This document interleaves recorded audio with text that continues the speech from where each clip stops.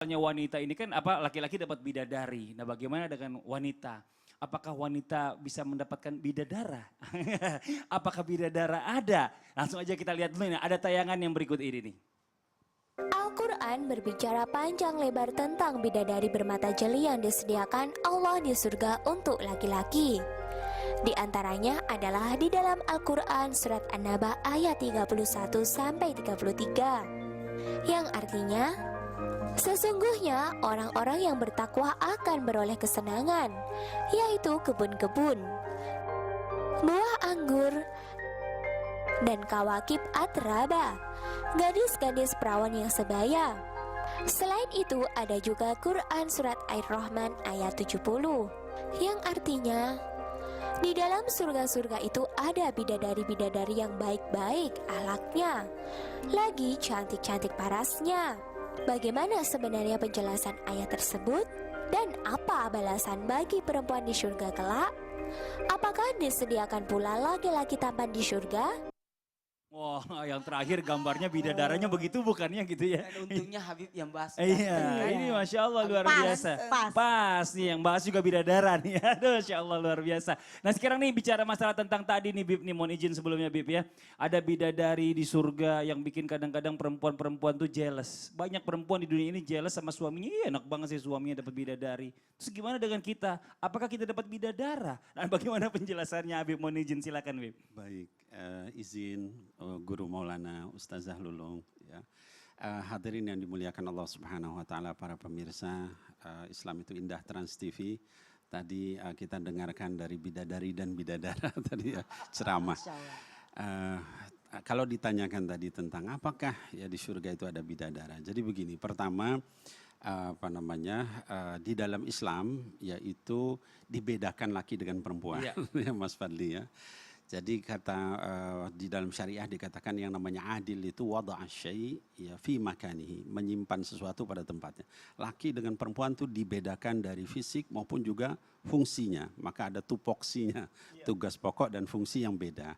Jadi berkaitan dengan laki-laki, Allah Subhanahu wa taala menyebutkan memang laki-laki itu kecenderungannya tinggi terhadap wanita. Di salah satunya di surah Al-Imran dikatakan zuyyina linnas hubbus syahawat minan nisa. Jadi nomor satu godaan laki-laki itu Mas Fadli adalah perempuan. Gitu ya. Baru kemudian wal banin wal qanatiril muqantarah, ya anak-anak, lalu perhiasan, lalu yang lain. Jadi laki-laki godaan terbesarnya perempuan. Nah oleh sebab itu maka laki-laki itu memimpin. Dan laki-laki diberikan sama Allah Subhanahu wa taala izin bagi yang mampu untuk misalnya menikah lebih dari satu. Jadi fankihu ma taba lakum minan nisa matna wa thulatha wa ruba. Nikahilah wanita yang kau sukai itu 2, 3 atau 4. Kalau tidak mampu berlaku adil maka 1 fawahidah. Nah dari sini syariat itu membedakan ya. Kalau misalnya kita tanyakan bagaimana dengan wanita? Wanita itu sama Allah Subhanahu wa taala diberikan struktur fisik dan juga emosional, perasaan, kejiwaan yang dia tidak seperti laki-laki ya. Buat wanita godaan terbesar itu bukan laki-laki, tapi godaan terbesarnya adalah barang, perhiasan, harta ya. Nah, maka oleh Allah Subhanahu wa taala ya bagi wanita itu diberikan juga seperti itu. Misalnya kalau kita tanya, wah kalau gitu nggak adil, laki-laki boleh nikah lebih dari satu, perempuan kok enggak. Tapi wanita karena kecenderungannya tadi kepada benda, sama Allah Subhanahu wa taala dihalalkan untuk perhiasan. Wanita halal menggunakan emas, laki-laki haram. Wanita halal menggunakan sutra, laki-laki haram. Ya, di dalam hadis sahih dikatakan begitu karena perbedaan ini. Nah, lalu misalnya kita melihat wanita juga kalau misalnya ini contohnya soal perbedaan tadi ya. Kalau misalnya kita beli sama-sama mau beli bolpen, laki dengan perempuan, berangkat ke mall, apa yang terjadi? Kalau laki-laki strict langsung beli bolpen pulang. Betul. Kalau wanita apa? Dia keliling dulu, mungkin nyoba macam, karena memang itu kecenderungannya. Dan Islam itu memfasilitasi itu. Maka ketika di surga, wanita bukan kemudian diberikan bidadara banyak-banyak, bukan. Tapi harta, barang berlimpah, fashion yang luar biasa. Salah satunya dalam satu hadis dikatakan ada seorang sahabat dari sahabat Anas bin Malik radhiyallahu an. Ya, dia ingin mati syahid lalu dia bermimpi mirip dengan tadi yang disampaikan Ustadz Maulana. Ketika kemudian bermimpi dia masuk ke surga itu dia melihat ada 10 orang wanita cantik. Cantik luar biasa belum pernah dia lihat. Terus dia nanya, apakah ini apa namanya wanita di surga seperti itu? Oh bukan, kalau wanita di surga di sana nanti. Saya cuman pengurus tukang kebun. Kalau tukang kebunnya aja 10 orang gitu kan. Ini untuk wanita ya di surga. Lalu kemudian dia jalan lagi, kemudian ketemu 20 orang. Lebih cantik bumi dan langit dibanding yang pertama tadi. Yang tadi aja udah nggak ada bandingannya. Apa kalian ini wanita di surga? Bukan. Kami ini cuman yang untuk nanam bunga, merawat bunga. Perawat bunganya aja kayak gitu. Ini buat wanita ya, beda dengan laki-laki. Lalu kemudian lanjut lagi, kemudian berjalan dia bertemu dengan 40 orang.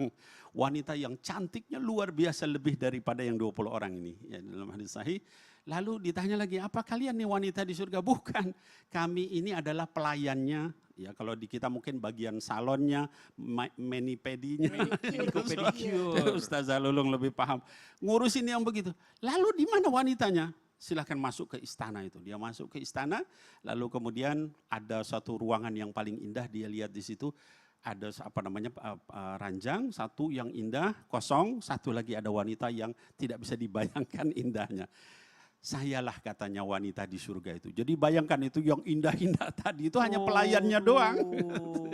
Begitu apa yang diberikan kepada para wanita di surga. Wih, Masya Allah. Jadi kayak ratunya bidadari jadinya ya. Koordinatornya bidadari. Lebih cantik lagi daripada bidadari nih, Masya Allah luar biasa. Nah tapi gini Ustadz Maulana, saya mau nanya nih, saya penasaran banget, jamaah yang di rumah juga penasaran nih. Mungkin sama ya, sama semua yang nonton penasaran nih. Pengen tahu sebenarnya siapa sih sosok perempuan yang bisa bikin bidadari cemburu? Ada wanita yang membuat bidadari jadi cemburu. Apa tuh? Apakah dia lebih cantik? Sangat lebih cantik. Mau tahu? Mau. Siapakah wanita yang disebabkan bidadari jadi cemburu? Siapa Jangan Ustaz? kemana-mana, sesaat lagi kita bahas. Iya, oke. Kalau gitu kita akan bahas sesaat lagi, tetap di Islam itu Indah. Jamaah, oh jamaah, alhamdulillah.